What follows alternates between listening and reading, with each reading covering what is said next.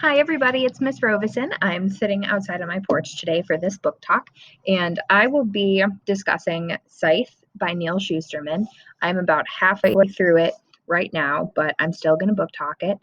So, this is a young adult dystopian novel. If you like the Hunger Games, you would like this.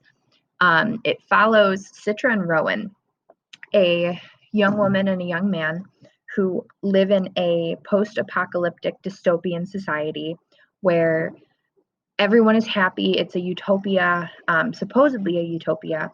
And scythes are the only things capable of killing people.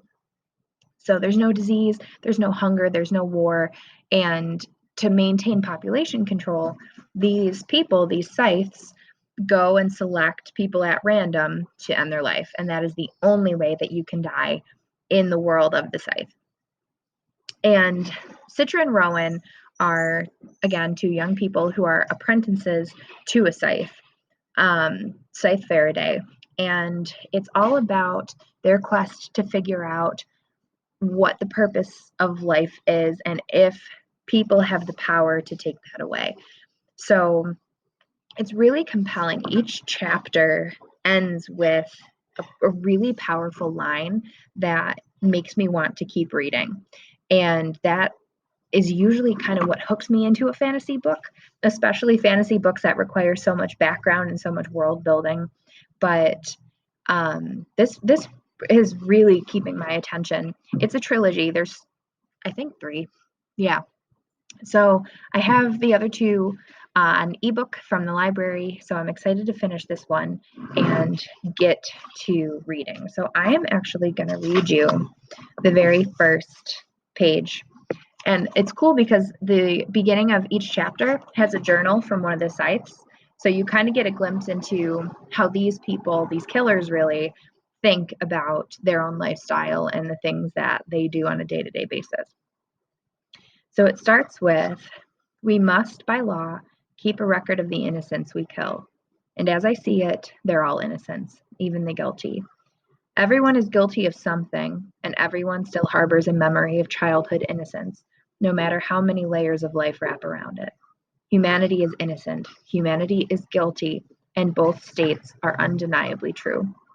We must, by law, keep a record. It begins on day one of apprenticeship, but we do not officially call it killing. It is not socially or morally correct to call it as such. It is, and has always been, gleaning, named for the way the poor would trail behind farmers in ancient times, taking the stray stalks of grain left behind. It was the earliest form of charity. A scythe's work is the same. Every child is told from the day he or she is old enough to understand that the scythes provide a crucial service for our society. Ours is the closest thing to a sacred mission the modern world knows. Perhaps that is why we must, by law, keep a record, a public journal, testifying to those who will never die and those who are yet to be born, as to why we human beings do the things we do.